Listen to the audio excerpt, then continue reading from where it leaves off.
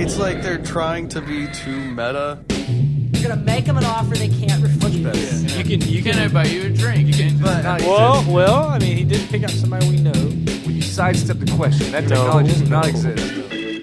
Hey everybody, you're listening to A2Z episode 14. This episode features local musician Blake Sticker, lead singer and guitarist for Peace and the Chaos.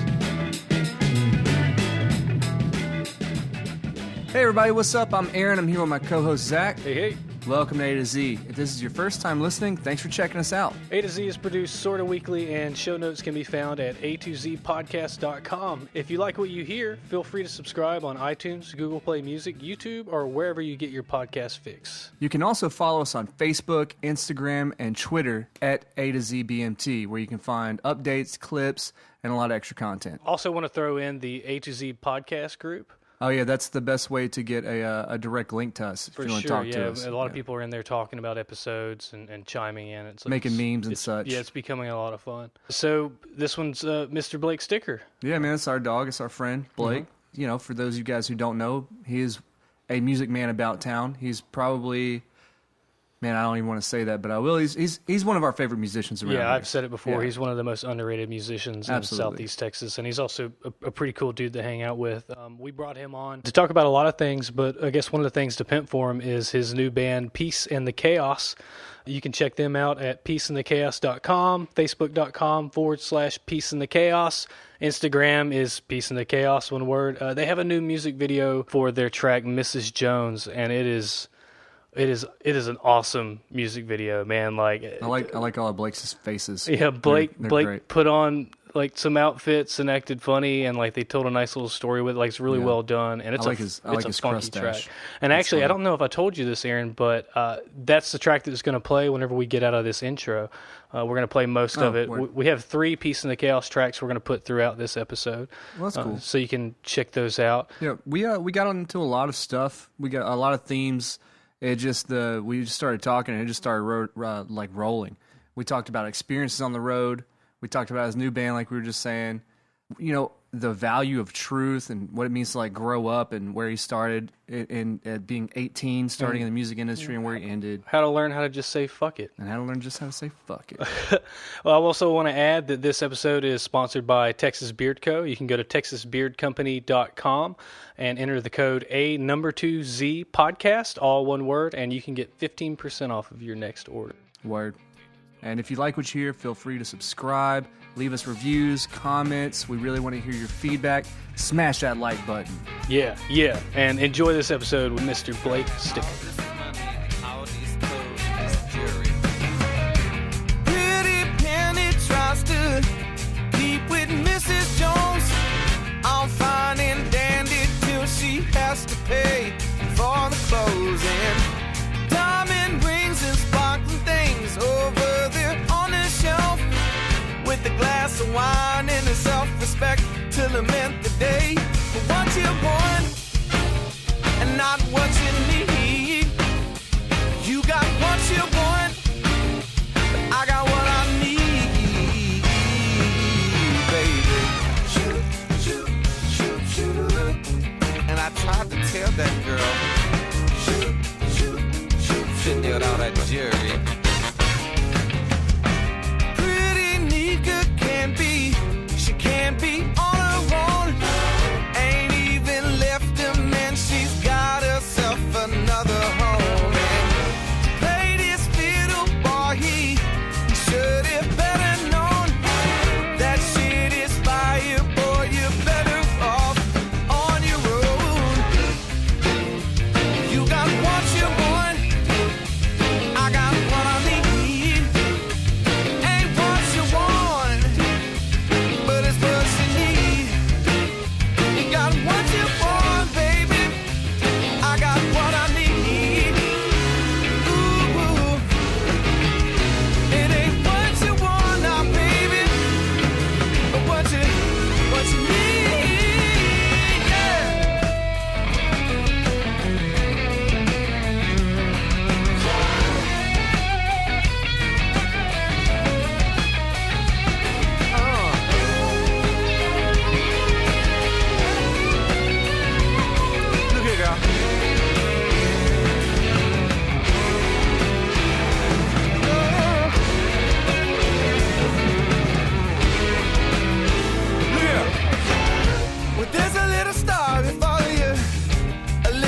the show and tell. You see Miss Jones, you tell her Billy B said that he wish you well, but no quick fix gonna fix it. Ain't no diamond ring gonna change it.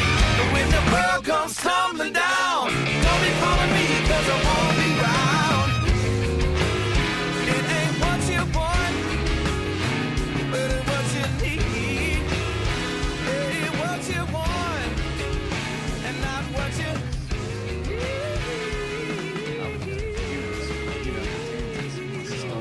I know. I mean, every now and then it's fun. Every now and then it's fun. He's all hyped off that stadium. I've been in a Hyped up. talking mood all day. I know.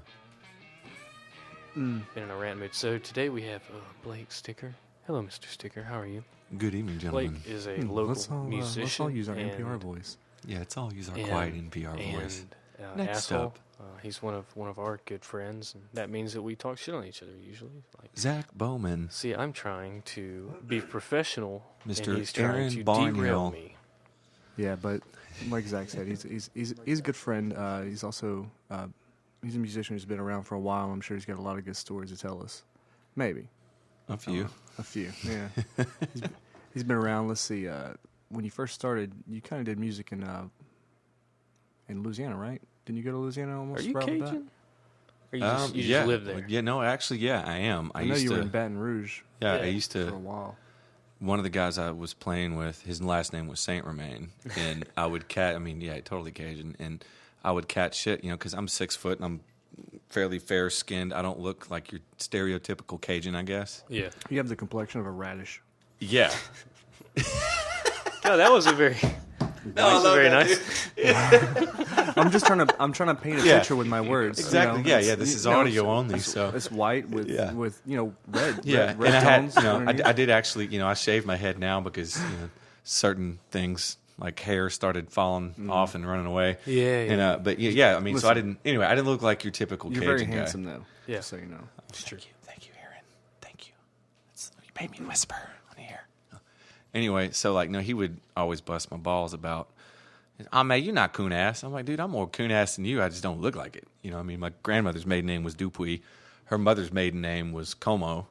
On my mom's side, her dad, I met his mother once, and oh man, she talked like she from Lafayette or Opelousas, or I mean, she. Do you know any good she Boudreaux and from way down Thibodeau there. jokes? Actually, not. I mean, dude, I remember Dude, those I've guys asked this question would so tell many them. times, and nobody knows any. Yeah. I love those things, man. They make me like. I was raised coon ass. Like I'm not like my family's not from there, but Yeah. like I have like my dad's like my half uncle. All his family's like all Yeah. Louisiana. Yeah. The Andings. Yeah.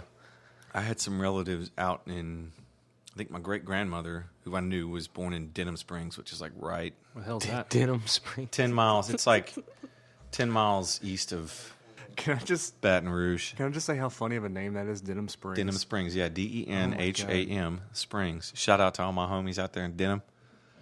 Mikey T, KV, my boy Sean, what up, cuz? Johnny Mac, living live, bro. No, that was my people out there, though, man. So yeah, there was that.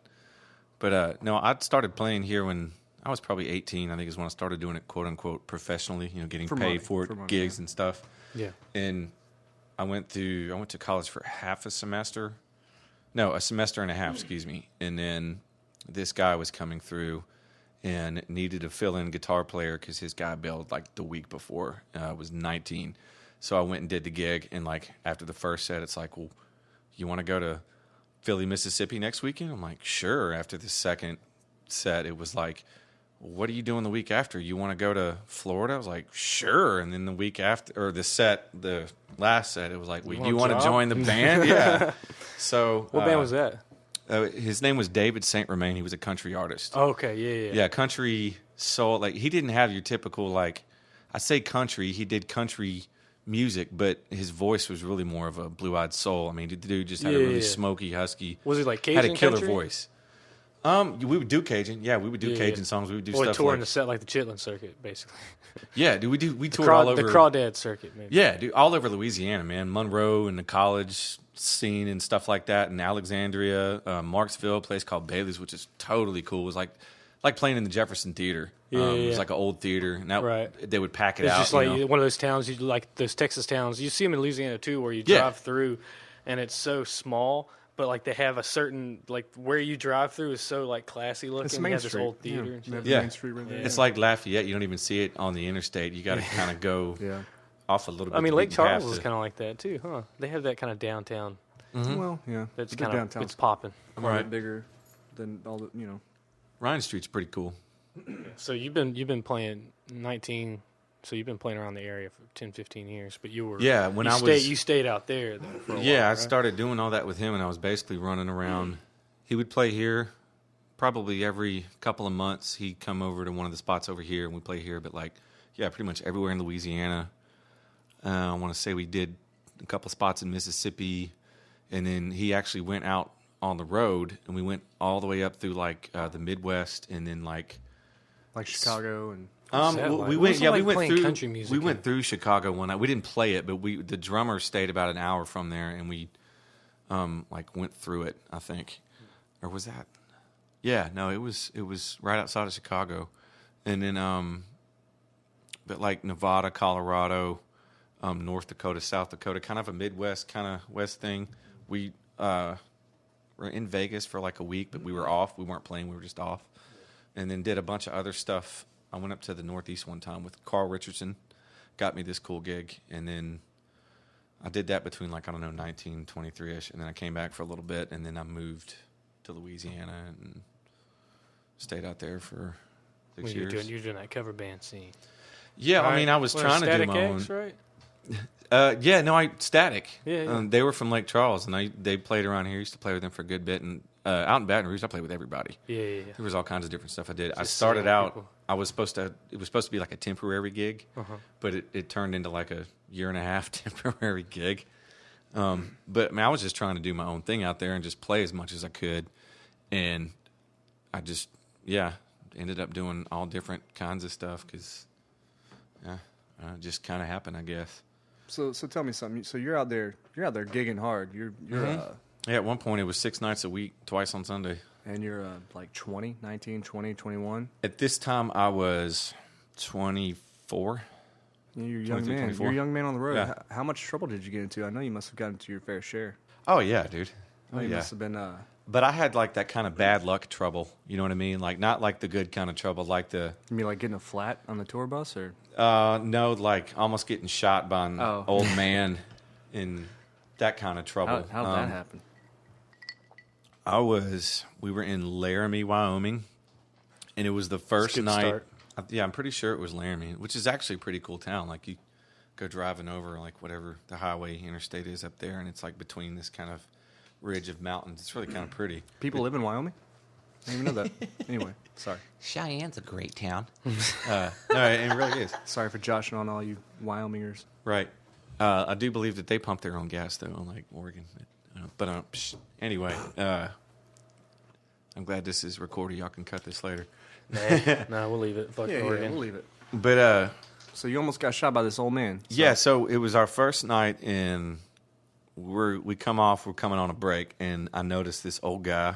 He's come to find out, I think he was around 65, but he looked older, but not like too old, whatever. And I see him, and he's sitting next to this girl who looks like she's about my age, and I'm 22, I think at the time, and single guy, and I thought she was a single girl. I was going to go chat with her, and You thought that was her dad, probably, right?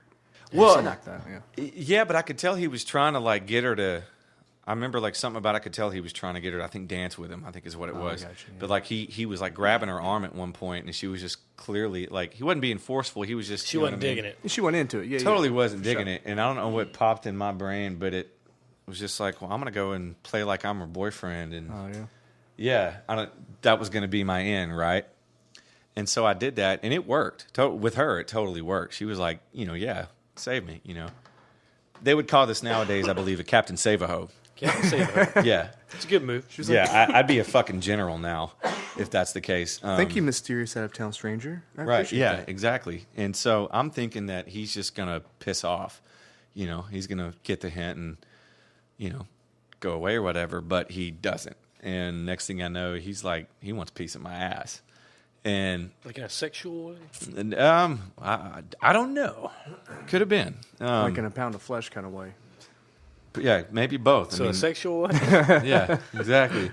And the funniest thing about it is, man, the guy starts backing me up, and my friend Kevin is the band leader for, speaking of Cajun music, Joel Saunier. Yeah. Won the Grammy with him just recently and shit. Right. So Kevin and I had this thing. Kevin was kind of like my big brother mentor on the road.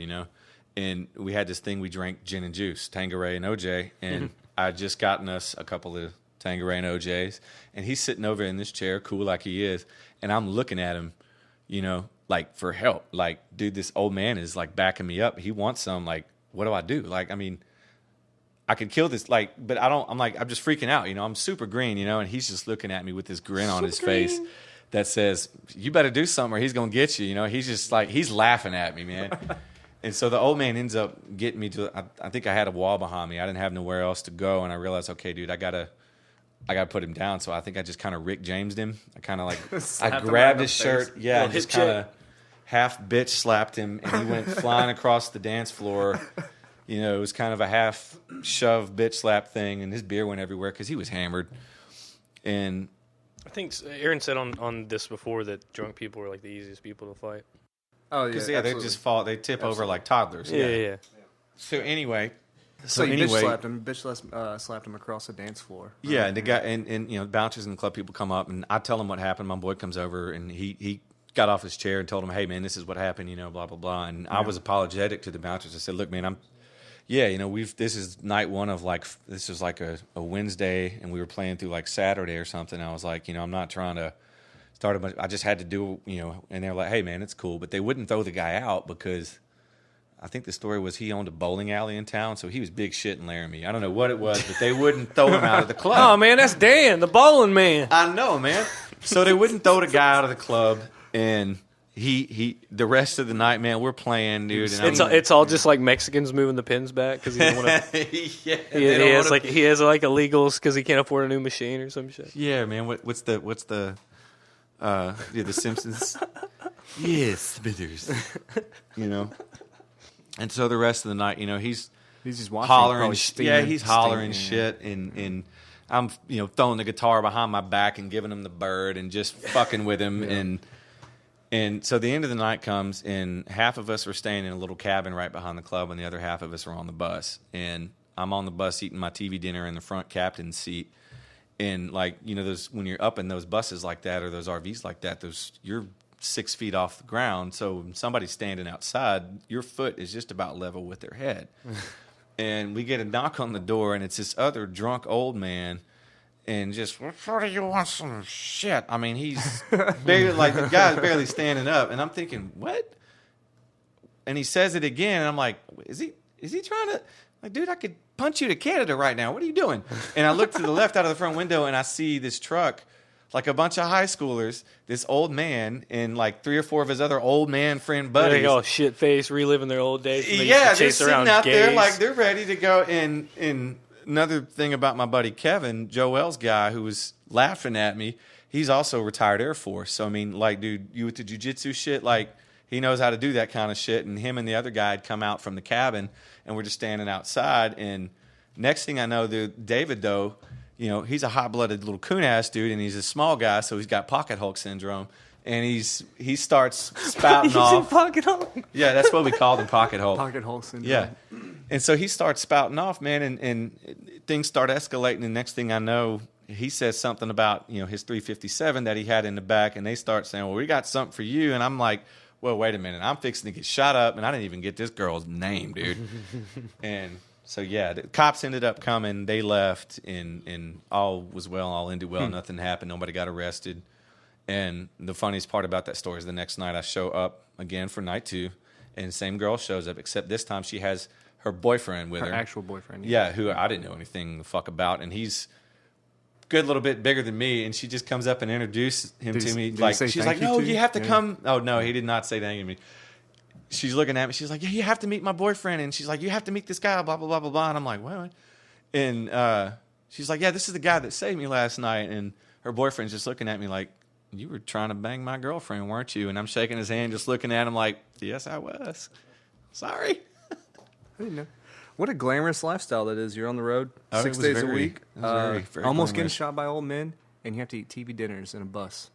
Yep, but the weed was great. Oh yeah, there you go. Yeah, Yeah. that's good. Sorry, Mom. I mean, there's always upsides, right? Yeah. we had this truck driver. I think he was from Did y'all Oregon. were y'all on a bus or a and van stuff. or like an RV? RV. Okay. Yeah, it's like a big RV. Yeah. So like in between that, Yeah. You had were y'all pulling a trailer? Or y'all just coming with gear? Did you have like sound guys and all that? No, Or just no, roll with not the at band? that point. You Yeah, had to we use ran it house guys? ourselves. Yeah, we weren't quite that happening yet. Now, when he Yeah. did, he ended up going on Nashville Star, and he was like third that- runner-up, I think. Yeah, Saint yeah. Romain. Yeah. Okay. And like I left him for a little bit, and then came back right before he went on Nashville Star, or like right before he was going on the show, and then like right after. Is he still playing? So things were leveled up a little bit then. Yeah, he still plays a little bit, not like he used to though. You know, he kind of slowed a lot of that down. He's got kids now, and It gets hard. Yeah. yeah, you know, if you don't, you know, it's like if it doesn't, you know what I mean. And then you're married and you start having a family and stuff Yeah. like that. It's kind of Well, hard to raise kids on I think that. the whole being on the road thing, there's like this. I guess I've always found it interesting because I'm in the same game. Is there's this whole like in between thing of like there's different levels of touring, you know, and it's almost a completely different approach. Yeah. that you have to take to it, like as it's your gig. Like being in a van, like a little 15-passenger van in a trailer, is a completely different experience than being on a bus. Yeah, For the most part, but it's really all just about being chill yeah. and getting through shit. I remember the first. Like as a team, I guess it's kind And of try not to get shot. yeah, that too. I remember Well, the first run that out happens. with him. He had this Econoline sport van, you know, with the TV in it, and yeah, that's when I started. And then we graduated to the Southwind RV, and then by the time, you know, he was doing Nashville Star and all that, you know, we were on a bus, and then Still haven't been on a bus yet. It's my goal this year. I'm not gonna lie, it is pretty fucking awesome.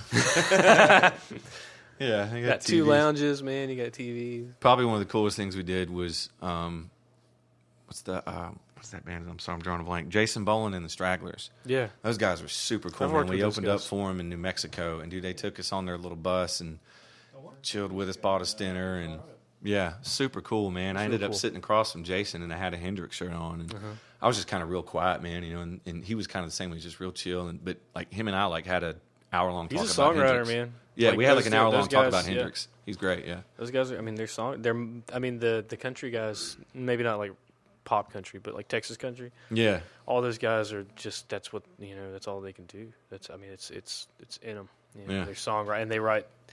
Especially with country music, like you need a little more wit. Not saying anything against rock and roll, you know, or blues. Oh, or yeah, anything, yeah. But like you have to. A lot of those guys are also studio musicians too. You know. They, I'm talking about like I guess the lead guys. Yeah, dude, all the people in that industry or in the Texas country Yeah. industry, they're all shredders, dude. that's what I'm saying. Like they're killers, man. Yeah, they do I've met some. anything. There's this guy named John Cobb, I think. Not Cobb. I can't remember his name. He plays guitar for Corey Morrow, Yeah. and that guy, man, they can shred. I mean, he's a killer. He's played on a lot. He plays on a lot of albums for him and everything. He's really cool. But I mean, so you mostly stuck to kind of like a Zydeco, not Zydeco, but like kind of like a southern kind of. Yeah, I did I mean, was what, lucky, what would man. you I got describe to do your a lot style? of. Your style, like what would that be? How would you describe it? Well, when I was working, I was doing a lot of different stuff. When I was doing like my solo gigs and stuff, I would do everything from, you know, what y'all heard me do at Thirsties, like alt rock and everything in between, funk, R&B, the old stuff, the new stuff, and but it was mostly a lot of cover stuff. And then the bands I was working with, one was kind of a Texas country act. Sometimes I did a couple gigs with a guy named Chris LeBlanc. He was more like Southern rock, blues, soul, like Ian Moore type stuff. I did work with a corporate band, and we did like everything from old funk and R&B, Earth, Wind, and Fire, and to You definitely got some soul. I don't know where you got it from. jazz but you and, got and it. wedding does stuff. have it. That and- boy good. That boy good. I like him. That boy good. New Orleans, though, man. I mean, I think even just being there and being around, like Gonzales, it's inspiring, Louisiana, right? dude. I got to one of the funnest people. Another one of the funnest people, man. A guy named Randy Carpenter. He plays with Louisiana Rue, you know, New Orleans ladies. Like that's his big. Oh yeah. But he's He lives out in Gonzales, Louisiana. It's like there's just like something about Gonzales. There's just all these badasses. Yeah, they all live in Gonzales. I would really imagine that like New Orleans would be a very competitive musical place. You got like Bourbon Street, and then you got the other shit. I didn't really venture out too much further from some of the Bourbon Street and some of the, like the corporate and the party scene. That's probably my one regret about when I was living there is I was usually working all the time, so I didn't really. But I did get to catch people like Papa Grows and some other people like that, and we're like, well, cities like that are kind of a double-edged sword where they're so big and they have so much room for people to play shows that there's everything in between. Like New Orleans is like Austin. You go there, you can catch a show at a dive bar, or you can catch like any big gig on any night. New Orleans is kind of the same. Yeah, so. I had a Sunday and Monday on Bourbon Street, and it was a lot of like it was party stuff. But then you had like uptown stuff and other stuff, and like you'd see bands doing, different stuff in the second line stuff, or doing something more like I guess you maybe call it organic or whatever. And it's just it was killer, man. But everybody over there had that funk. You know what I mean? All got it. Yeah, I mean, and a lot of those guys. That's the one thing I noticed when I first moved to Baton Rouge. Is like, man, these people, like Stevie Wonder and stuff like that, and old R&B, man, it was just a big thing over there. This guy who played drums for Erykah Badu for a bit, Tehran. I don't know who he's playing with now. They did a thing called Juke Joint Jam. And my buddy Jason Marchand was on bass, Tehran was on drums, and a bunch of other musicians who, unfortunately, I can't exactly remember, but just all incredible musicians. And they would do, it was like all R&B stuff. And, dude, it was just, they would open up every night with Move On Up by... Curtis Mayfield. Yeah, thank you. Yeah, just killer, man. And it's like that kind of shit to me, that was some dope-ass shit, because... Yeah. Well, I've always thought you've kind of taken a different approach to the path of, I guess, your music. I have no idea what the fuck I'm doing. No, I know you kind of have. You kind of have. No, because this is the thing is like a lot of the people that I met like coming into the music scene in Beaumont and meeting. You meet musicians doing sound, so I meet these people, and you're one of the people that like most of the people around here have like. They're young. They start a band and then they try to put an album and make it. But you started out gigging. There's very few musicians in this area that like I call it a happy accident. Did the gigging thing. Like I wasn't doing it. I started, and I'm not just talking about like playing every weekend at the local place. I'm talking about like you went out on the road. Right. Yeah, you almost got. I was fortunate. I got to get out and get out. I mean. When that happened, I already knew what I wanted to. That's what I wanted to be doing. So when the opportunity came, it's like I didn't even think twice about it. Like I'm gone, Right. And well, it's a different perspective. Well, that's kind of an important thing too. Is I commend you for you were on your first semester of college and somebody gave you an opportunity, you just jumped on it. I commend you for that. There's a lot of people who would be like, no, I'm going to sit here, I'm going to go to college. And then they'll drop out and always end up doing that anyway. But the thing is opportunities only come ever so often. Yeah, even at 34 years old, that's still You can go to college when you're 50 years old, right? You can go to college anytime. Yeah, my mom got a degree whenever she was 50. Exactly. So, I don't know, I put a lot of importance on that. If you get a really good opportunity, don't pass it up for college. So that's what got you to this point. So like now you got this peace in the chaos thing. You want to talk about that? Yeah, what you want to know about it? Tell our audience, please. Peace in the Chaos is a 3-piece.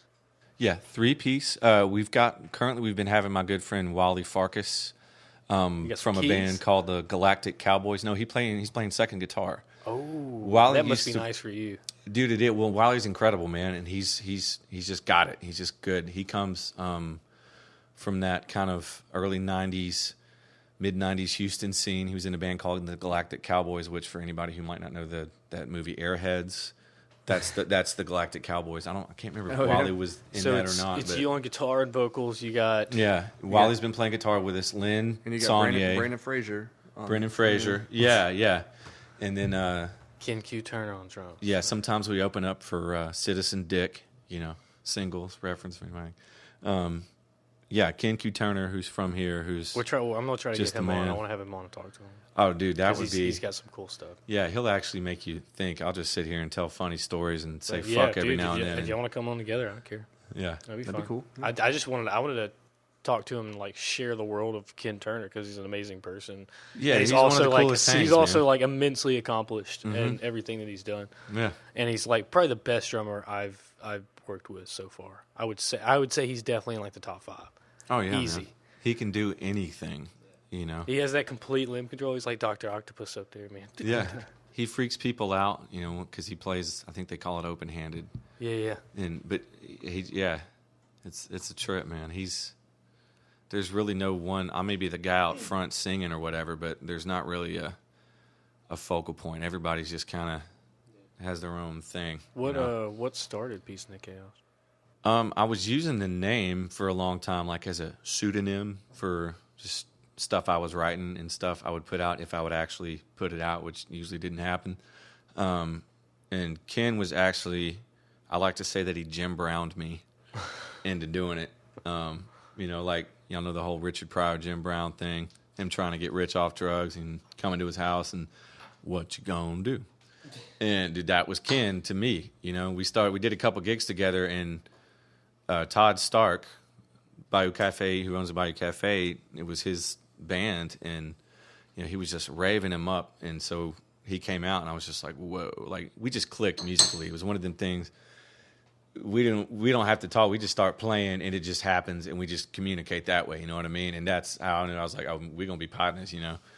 And after a few gigs, you know, we're talking, and you know, I kind of reluctantly bring it up that, yeah, you know, I write and I do this and do that, and reluctantly gave him, I think, a little CD or something with some stuff, and he was just like, dope, what are you doing? And I was like, what? You like it? And he was just like, yeah, I mean, what are you doing with it? And I'm like, well, you know, no, man, what are you doing with it?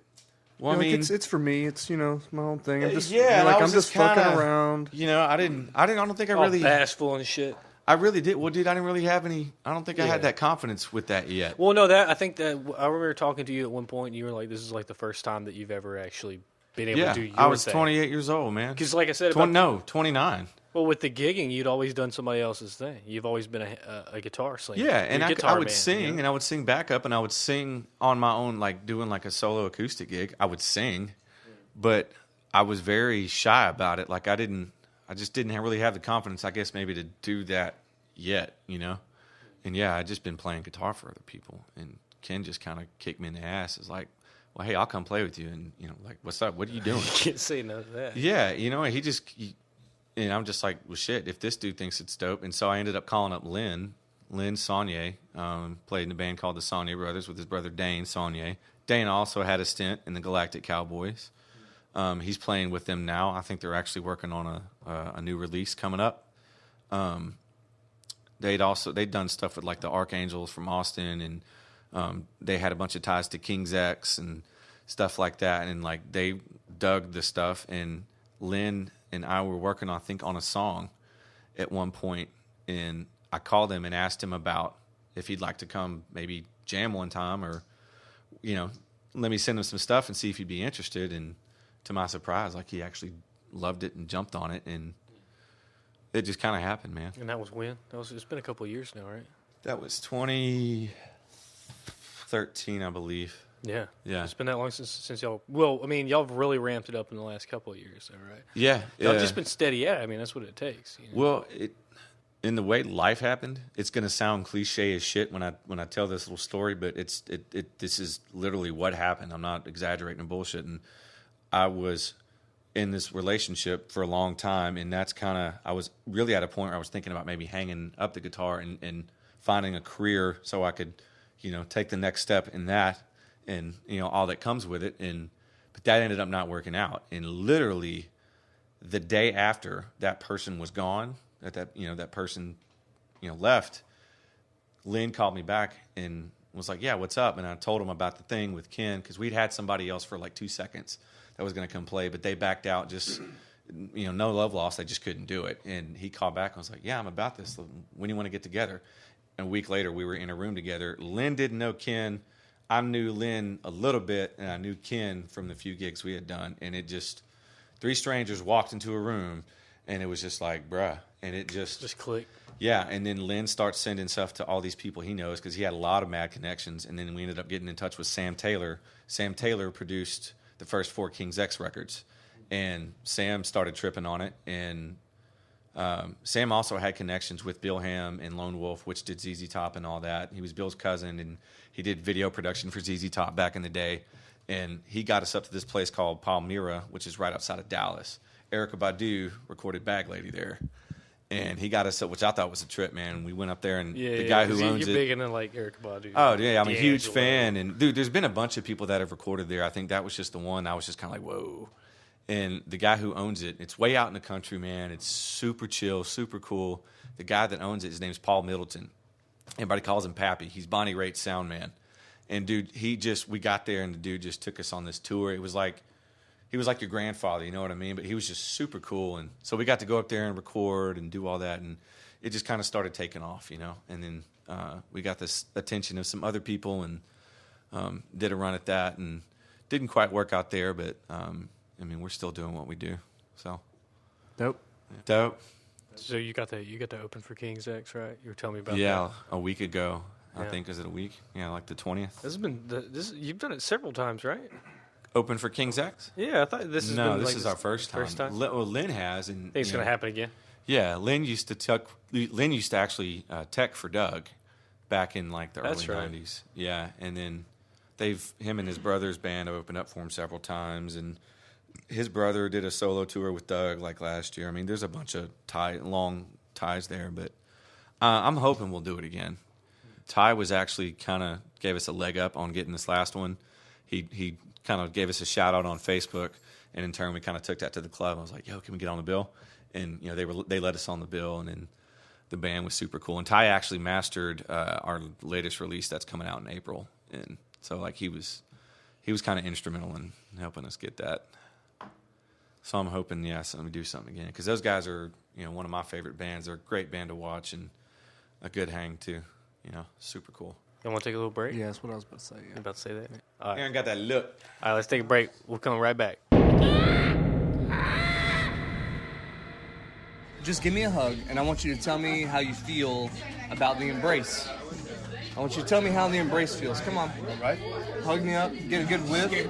Get a good whiff, too. When you're up here, smell my face. It's nice, huh? Yeah. Feels warm? Yeah. What's that like? Explain that experience real quick. He felt conditioned. He felt I had no foul odor. It actually smelled like road spray, which was pleasant. There's the commercial right there. A to Z Podcast is proud to be sponsored by Texas Beard Company. And, we wouldn't just let anyone sponsor us. These guys are based right here in Southeast Texas. Their products are on the level. They have oils and balms, and they're all natural. They smell great, and they'll leave your beard looking its best. Yeah, and they're a very ethical company, and none of their products have been tested on any animals other than bearded Texas men. At TexasBeardCompany.com, you can find a wide selection of oils, balms, and other supplies like soaps or brushes. And, as an added bonus for our listeners, we kind of finagled something, We did it for y'all. Yeah, we did it for y'all. You can go to TexasBeardCompany.com, enter the code A2Z Podcast. That's A2Z Podcast, one word, and you'll get 15% off your next order. The whole order. The whole thing. order, yeah. All right, well, we're going to kick off this next half of Blake's episode with a Peace in the Chaos track titled Life.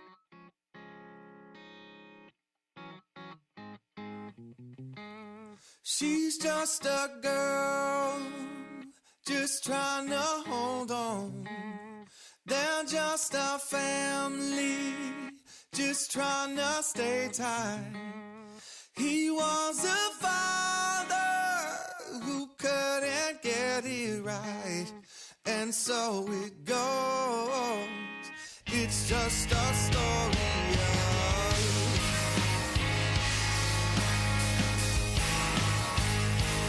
of life.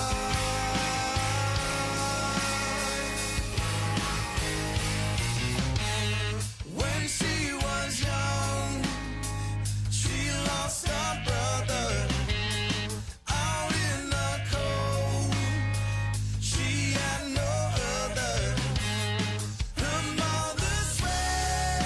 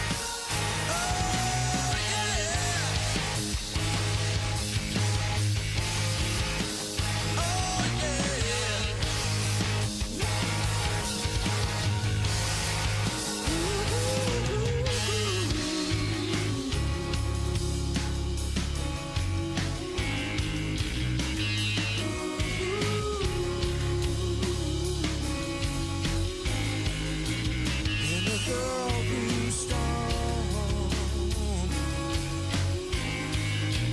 and she raised her own, and she filled her house with love, and a mother's faith from above.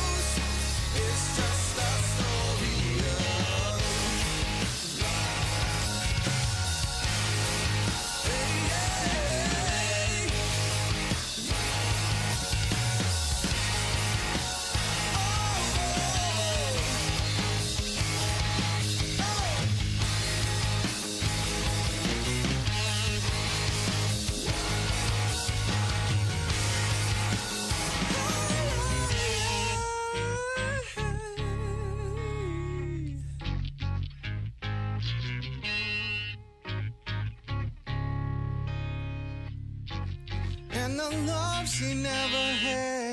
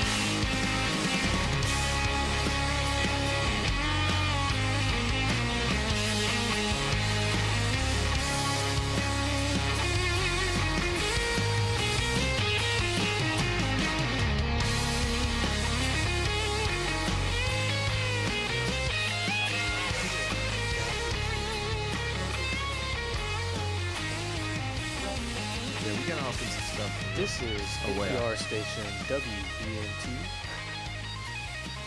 ATZ.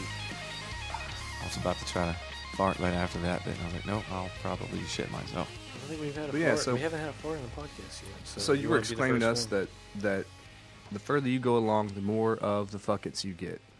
Well, yeah, I was having a conversation with my mother and my aunt the other day, and aunt, my mom's sister, and it's like, yeah, the older you get, and the more your fuck it tends to kind of exponentialize. And I was like, hey, wait till you're 50. And That's a total positive thing, though. It can be. I think, it can be dangerous, yes, but in our case, you just grow as a person, man. It's just what well, happens. no, with time, you know what I mean? that goes with what I was talking to him earlier, and we were talking about that, and I told him that from the time that I met him, he had just come out of like a transition, coming back to Beaumont, coming from Baton Rouge or whatever. I've been here about 2 years, shit. And I whenever we brought it up, I thought that yes, I have seen like an increase in his fuck it, and until now, it's amazing. I've seen him use it in That's action. very interesting to know. And it's well, no, I mean it's not that I've been observing you. But, No. It's It's you just see your friends. You see how your friends change and they go through shit. Oh yeah, man. Don't listen to But- him. He's been observing. You just don't tend to. Yeah, I have watching. files. Been watching. You know, don't worry about it. Right. Oh no, we all watch every. That's one of my favorite things about getting to do what I've gotten to do is, I'll be sitting at the wedding playing the Moon Dance, Van Morrison like instrumental. No, I'm chilling. I'm getting ready to go get my shrimp and grits, Yeah. at the Audubon Tea Room or some shit, and I'm just watching. You're watching people because you played that song 300 times. Okay, I'm just kind of I can right or left right brain it or whatever, and just kind of do what I'm doing, and I'm watching people, and you're just watching how people. Interact, Yeah, you see the social Just interactions. people watching, like bird watching, but people, Well, you get to see how people act when they're It's interesting intoxicated. sometimes, man. The other thing is that whenever you work events, if you do whether you're playing, do sound or anything like that, usually you're working on holidays. Mm-hmm. So you're playing at Or a the function weekend. for a holiday or for a fundraiser, or you're playing some kind of event that is like this is like the big moment of somebody's life. It's special for them. So you get to But see it's just work for you. get to I can't recall too many weddings on a Tuesday. It's like every time you're at work, you're seeing people like, living a moment in their life. So they tend to act a little differently. Mm-hmm. You see a lot more inside of it. You don't see people just going through the motions. Well, yeah, and and just they're hanging definitely out. not concerned like with you as far as they know. They can't really see with the lights and everything as far as they know. They're doing their thing. Unless they're just- really drunk, and then they hassle you. And not that everybody's like a shit ass, but it is funny to watch the funny shit people do sometimes, like get too drunk and try to sit on your bass player's lap while he's playing bass, and his girlfriend, who's probably a little bit too jealous, even though she shouldn't be, because this girl's clearly belligerently drunk and really not that good looking anyway. And so he's over here trying to deal with these two. There's that fuck it coming out right there. He's Yeah, playing- he's trying to deal with these two women. What song was he playing? Mustang I'm trying Sally? to sing. I'm trying to, and it's just like, say, bitch, get up off my boy. We playing. You know what I mean? Like, yeah, No. and yeah, it's just funny though, man. I love you, Jared. So part of My part boy, of, part Boss of having Hog. the fucking mode is just talking a lot of shit, right? Not talking a lot of being a little self-deprecating. Nah. It's Yeah. a weird form of confidence, I guess. Yeah, for sure. I mean, it's Well, part yeah, of it, and I it's guess. not even. It's just you're not concerned with when you're thinking in terms of like what I do or like you're in front of people. You know what I mean? That's really not my typical personality. I'm not really like a look at me. You know what I mean? I'm just not. I'm really. It took a while to get semi-comfortable doing that, just playing. But fuck was I saying? Oh yeah, the fuck it thing. You eventually get to the point where the negative things that you're thinking in regards to maybe what people are thinking about you, you know what I mean?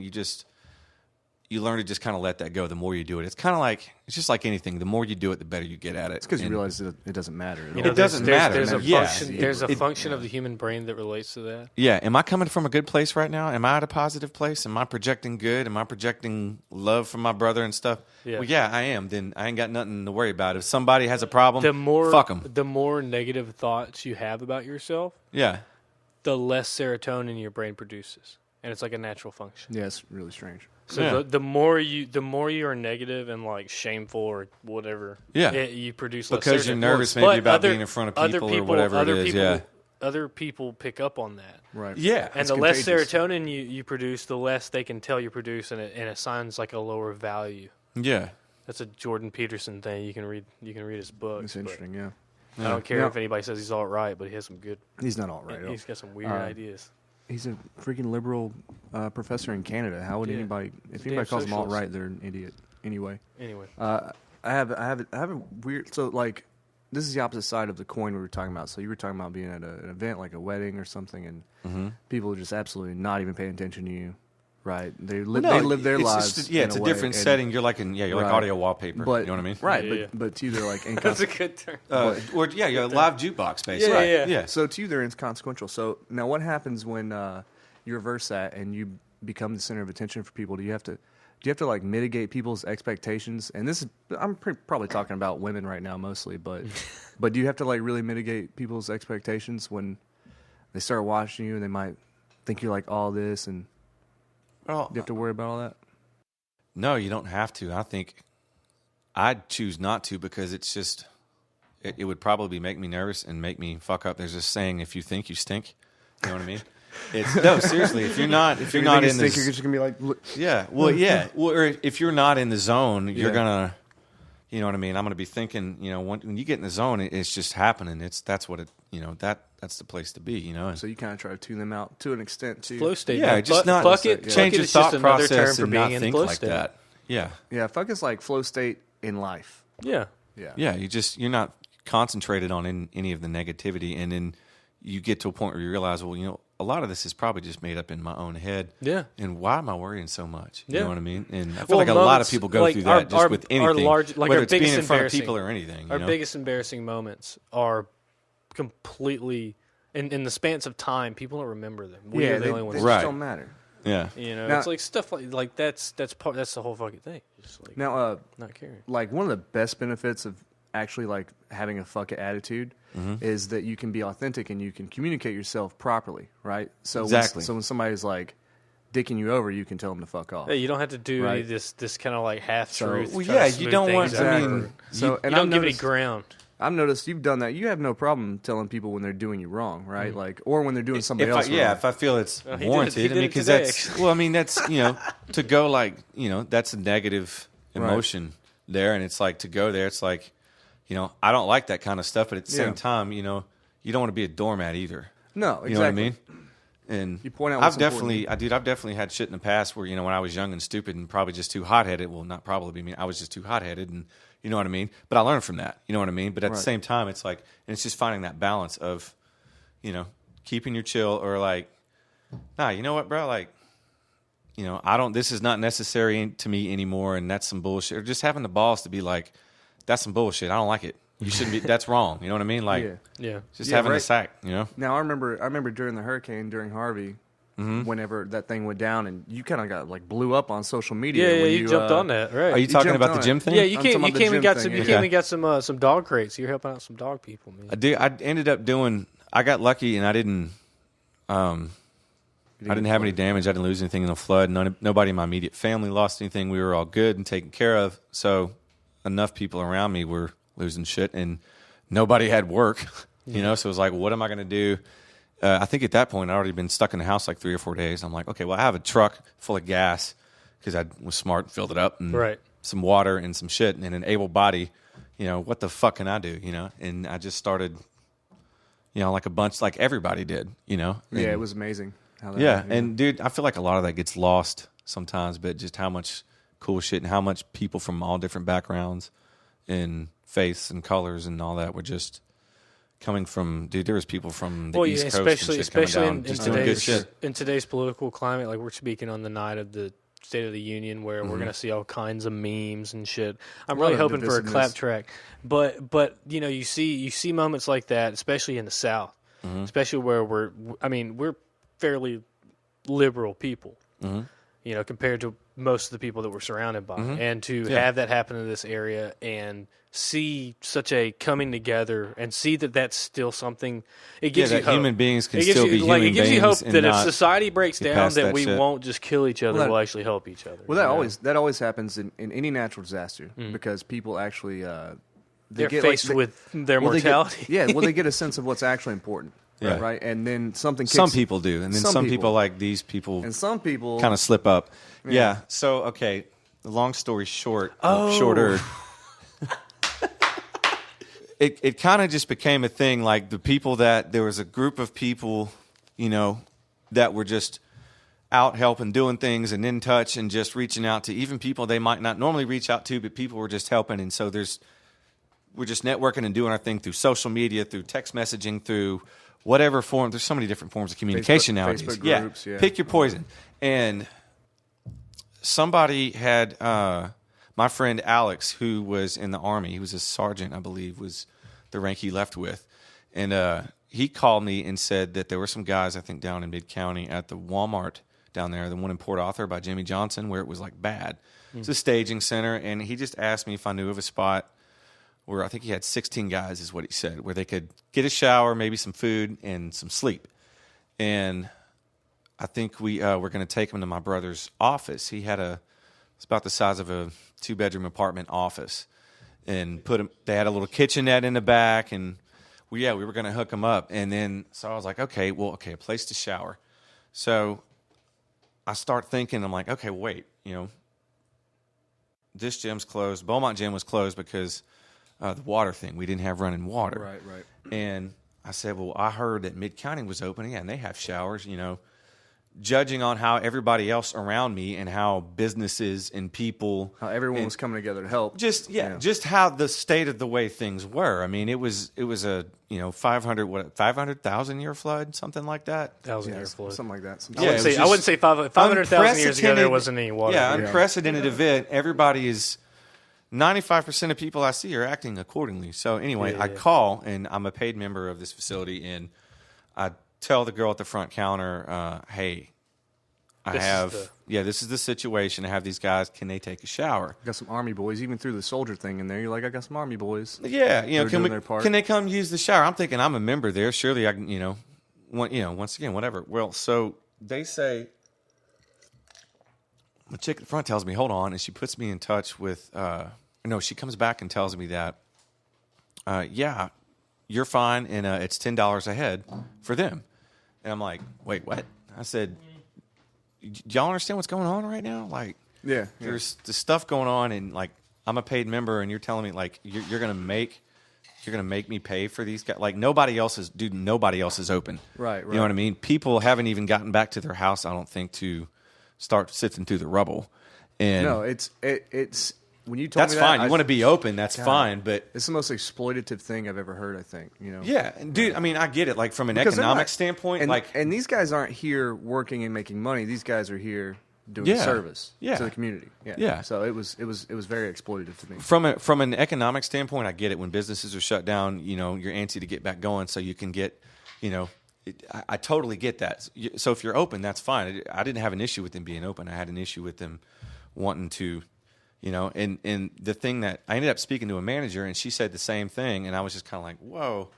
And then I called this other place right afterwards, and it was funny. I got a guy on the phone. He was there on his day off, and he was like, but he was super cool, and he was like, yeah, we got a shower in the back, actually, which I was like, whoa, hey. You can say their name.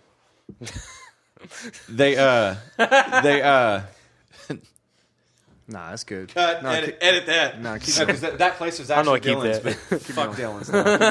Yeah, this is wrong. This is bad. Look at all these fucking bridges I burned. Yeah. Anyway, fuck it. So he was totally cool. He was like, yeah, come on, we'll feed him. They can shower, blah, blah, blah, blah, blah. Just bring some towels. No questions asked. Bam. I mean, it was just like, we'll do whatever we can do to help. That's what I expected in the first place. We'll do whatever Well, I mean, dude, it wasn't like that. I had this expectation, but, I definitely wasn't expecting that. Slap but in the face because you weren't expecting it. You weren't. Well, it asked expecting me to pay. You know what I mean? And it was just like, just considering the situation, I felt it just insane that they would do this. And then when the chick called me back the third time with the final answer, well, they are. I mean, they are. The manager that I spoke to. Right? I think there's a guy that owns both of them. Yeah. Oh, okay. So I mean, that's the thing is like if it's like a franchise corporate thing, usually they're more detached and they have so many rules. They got insurance things they got to play by. Yeah, there's 2 or 3 or maybe 4 different locations. I get that, but it's still not really an excuse. It doesn't make it. I'm not standing up for them at all. What really bothered me is what really spurred me to do the post was that the fact that I called this other place and I got this kid on his day off, but who was just as nice as could be. And no questions asked, just super helpful. And this other place, the manager that I spoke to, who was supposed to, supposedly call her manager or whatever, instead of her calling me back, she told me she was going to have a manager call me back. I never got a call from a manager. This girl never even called herself back. She put it on the front desk girl, the poor fucking front desk girl, who was actually very cool and understood, but she was like, I can't make that decision. I have to get you. Like, she was cool. Yeah. They put it on her to call me back and do the dirty, and I was just like, that's fucked up, dude. Well, like, I mean, y'all are fucked up. The other part of it is, and what I've saw a lot of that kind of made me kind of go, I saw a lot of people doing things that made you kind of like feel like that's kind of shitty, like you should help people, all that. But then, the big thing is everybody was affected by that fucking flood, especially businesses. Yeah. Businesses were hit pretty hard, well, too. and you know what? But they have insurance for that shit. Come to find out, dude, there was a lot of people that had other grievances with that place. Yeah. Because it was like, I thought about it before. I'm thinking, I don't want to go towards a business. That's a thing to do. But that's heartless, dog. You did the right thing. Like but that's what I'm saying. Like you saw it. That's what I'm saying, though, is like, you don't especially service members. You don't just go and do something. I mean, you got to think about your actions and shit, what you're doing. But it's like, if it's warranted, I'm going to fucking speak my mind on something. So how many times that post gets shared? Dude, it went a bunch. Like, as far as locally, I mean, it probably got shared a couple hundred times. Yeah, I remember that last time I looked at it, when it got shared like 300. Well, there's a big community around here of like weightlifters and bodybuilders and people that do competitions. And dude, I know like people, some of those people are super cool, man. Like, but it's just a community. Like, it's just a community. Hey. It's a community like anything else. People that use these gyms and do this stuff, and in that area, come to find out, I mean, there's apparently quite a few people that had some issues. I mean, like, boycotting is a real thing. Yeah, it works. Yeah, and like they were more locally, yeah. And national boycotts. Yeah, not so much. Yeah, but But it is what it is. I mean, I'm not saying that the place was a total shithole. That just spurred me to say, hey, man, what the fuck was that? Well, I mean, you got were a little too much. If you have options, right? Like that. I mean, that's the whole thing. That's capitalism, man. You have options, and if you don't like the way they run things, it's fine if they want to run it that way. But you can go somewhere else. There was a girl that reached out to me about it, and at first she was kind of like, she kind of tried to shame me about torching the business and things like that, and I just politely, rebutted her and said that, well, look, I didn't torch your business. The girl who handled that shit, she torched your business. Of course. And look, I understand. I said I empathize with you, and I did, and I meant that. But my advice to you, if you're asking me, my advice to you is do what you got to do about that girl, shit can her, or whatever it is you got to do, and just try to pick up the pieces and. You know what I mean? I mean, they'll be fine. They'll be fine. Yeah, whenever you fuck up, they're not going to. There's a whole lot of people that don't think that way. Dude, just like those people I was telling you about earlier. They have a different kind of bucket. She's probably not going anywhere, and that's fine. I'm just like, fucking, I'm going to say my piece. I don't care. You know what I mean? Yeah. I mean, we kind of got off on that on talking about, a different business. Part of the fuckers. You kind of have a penchant for putting out some man, Facebook dude, posts. It just, I don't know, man. Yeah, I hate. No, it's dude. I find it admirable. Dude. I find it admirable. Okay? I end up feeling like that guy that's because like, you're airing your dirty laundry. I'm like, but I don't know, man. I don't want to shit can anybody, but if somebody's doing something that you don't believe in, and and dude, I'm not gonna, and you do that, and that's I'm not gonna laundry. That's private. The airing of grievances. Yeah, that's a total private thing where it's like between you and.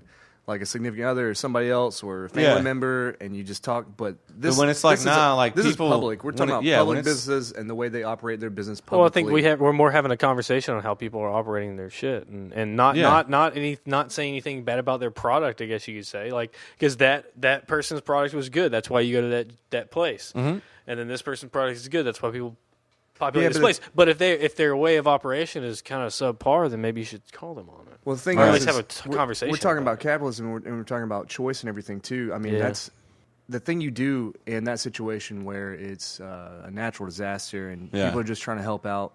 I understand that, you're getting hit and your money's being affected, but the positivity you're putting out there by helping people is going to help your bottom line. I mean, look at Mattress Mac. If you wanted, Mattress Mac's business is probably doubled. But if you want to if you want to actually be like heartless and think about everything very like a Vulcan, you just greedy. You just do the good thing. Yeah. And in this situation, you do the good thing because then if people can see that that's where you're coming, and that's the thing. And you're going to get paid back. You're going to get paid back in the future. Here's the thing about that: it's an investment. If you feel moved enough to put something on social media, something like that, one like that, something, take a step back and do it for the right reasons. Like, this is why, I mean, I'm not going to get on there and be like, motherfuck them. No, you've never been unjustified in your anger. Yeah, you try to do it in an intelligent manner. So it, I mean, just like anything, man. I mean, if you're going to go that route, to me, Yeah. Well, I mean, I think out of most people that like have outrage syndrome, like you see people on like these Facebook groups where you can do reviews for restaurants and they're just shitting on people because they had a bad order. Yeah, because you did the food thing, so like you know about it. Stupid reviews, stuff like that. But like you're not disparaging the business as much as you are calling out the wrongful act. Yeah, where most people get pissed off about stupid things, you're actually calling out something that's kind of shitty. Yeah, well, and that's I still don't even in a couple of these. Well, in the I didn't mean to say the name. No, you didn't. In that situation, I posted about it. It was Exogen Gym. I remember. I mean, I had no problem using their name. Now that I'm thinking about it, that's no. Too. No, that's good, man. Don't worry about it. Yeah, don't worry about it. Let it ride. 5 people are going to listen to this. We're sponsored by World Gym. Right. Well, it's not so much that like, in the other one, man, it's not so much like I don't need to say the name because everybody knows who I'm talking about, and it's. Edit. Oh no, you're good. It's not so much. It's not so much that people need to know the name. It's just like I don't know, man. The people that need to know already know. We're talking about fuck it and speaking truths. Talking shit is speaking truths. No, man. And that's part of it. That's part of being authentic. That's part of it, right? Is if we obscure the name, then what's the purpose of what we're even trying to? Absolutely, I feel. And that. on the one thing, man, I feel that. Like that other thing, dude. It's like, there's no proof, It's just I know. You know what I mean? So do like 25 other motherfuckers that I know. But you know, too. I mean, that's not saying anything bad about their facilities and they actually or have anything proof else like that. It's just and so it's like you hear all, and it's like y'all know what I'm but at the same time I don't want to go out and throw a name out there with an accusation. You know what I mean? So it's kind of like I guess maybe it is kind of cryptic, which can be led to maybe chicken shit or whatever. But I don't fucking care. Right? Fuck it, right? Yeah, I really don't fucking care, man. Good. The people who get it are gonna get it, and the people who that's the thing about that shit, For sure. All right, let's get back on track. We've been on the fuck it's for a little bit. What was next on there? What's next on there? I got Hurricane Harvey, fuck it mode, talking shit and politics. Politics? And dogs. Dogs.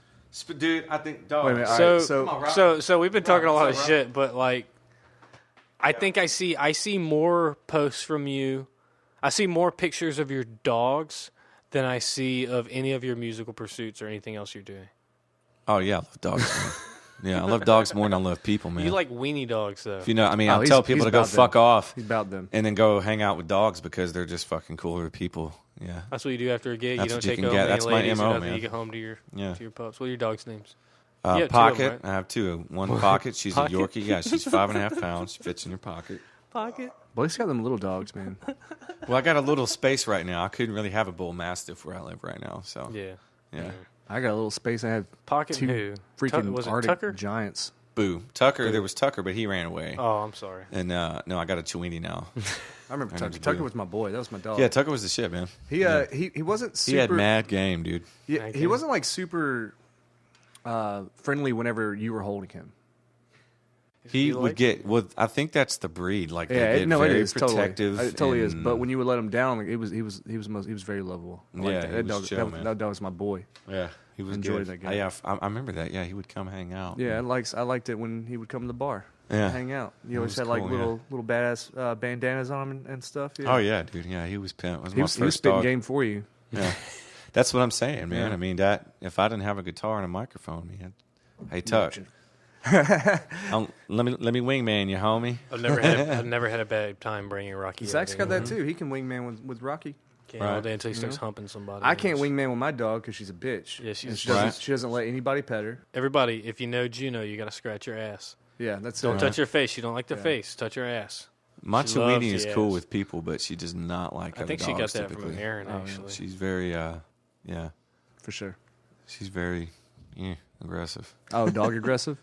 Yeah, Yeah. she doesn't like other, but she's very How cool old with is she? people. Oh, she's got to be 7 now. I think. Oh, I was thinking she was young, so that would fade away, but I guess not. Well, she's gotten a little more chill since I brought the other one around. Like I brought the okay, other one for sure. around, and it was like, yeah, she just, it's funny. My dog was dog aggressive until she was probably like 5 or 6. Yeah, And she was super dog aggressive. yeah. When I got her, they said she was probably about 4 or 5. And now she's got the fuckets. yeah, So she's like, she just doesn't care. I don't have time for this. She's like I'm Yeah. queen. I'm queen. I don't care. Yeah, Go- Rocky do your almost thing. got swallowed the other day. Like that was actually that was the first time in his life that he's had anything that crazy. Oh, happen to traumatic. him. Yeah. My He other got dog fucked Apollo. up, man. My other dog Apollo bit the hell out of Rocky. Oh yeah, Yeah. like Yeah. tore him open. Punctured He him had and some stuff. like And it was nasty for a little He bit. had some little. He's fine. puncture He's great, points. dude. Yeah, He he's healed good. up like Wolverine.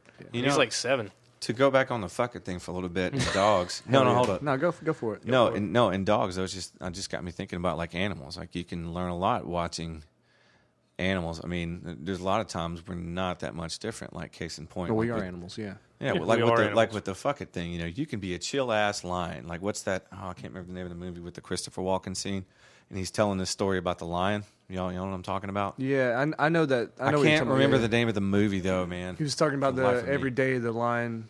Yeah, the lion's just chilling, man. Yeah, like he's just chilling. and hyenas and other animals come up and They come up start and bite picking him at on the him. toe. Yeah, Yeah, the and hyenas do. fucking with him, and then like on the 3rd or 4th day of this shit, He has to let all Gets these up. animals know that he's a lion. yeah, he gets up and just tears the shit out of everybody because he still has to let everybody know that I'm a fucking lion. like, You know I'm what I a mean? lion. Yeah. Yeah, dude. I And don't that's remember what movie that is, but I remember that monologue. and dude, that's the thing about animals, man. Like Tucker, man, he was chill, but his thing, if I was holding him and you got close like, to that back up face, my human. I'm gonna let you know that I'll put my dick in your face.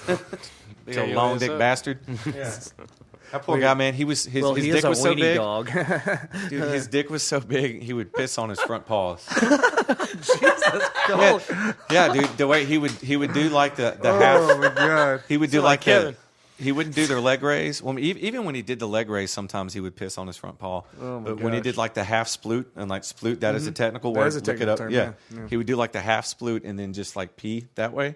He would pee on his front paws. That's Yeah. crazy, man. His dick was so big. God dang weenie dogs. Yeah. And I got him from my boy Kevin, who was the guy I was talking about earlier when I almost got shot. Yeah. Kevin gave me that dog. No shit. Yeah. Yeah. Shit. Is that the roundabout? Is that where we're gonna end it? Fuck be. it. Fuck it. Let's just end it right there. Yeah, I got the fuckets right now. Blake, dude, it's so awesome to have you on, man. Man, thank y'all, man. Like, Appreciate you it. came in the clutch and we had a Yeah. good time. I'm sure we'll have you on again. We gotta have you back. We gotta do like a Piece of the Chaos thing. Maybe we'll do the first 5 mic thing. Fuck it. Maybe. Maybe. I mean, maybe. One. Come Anyway, back dude, with somebody else. Anybody else you know, man. thanks for hanging out. Let's go to Thirsties, huh? You always down. have an invitation here. This has been A to Z. Follow us on Twitter, Instagram, Facebook. Where else? I mean, Where the hell you want to find us? We're on iTunes, we're on Google Play, and we're working on Spotify. we're on YouTube. So Hey, can we get like copyright clearance for Piece of the Chaos song? Oh, yeah. Absolutely. Because we might use that because we can't. I would like to use music from people. Anyway, we'll talk about it after. All right. Thanks for coming, dude. Love you guys.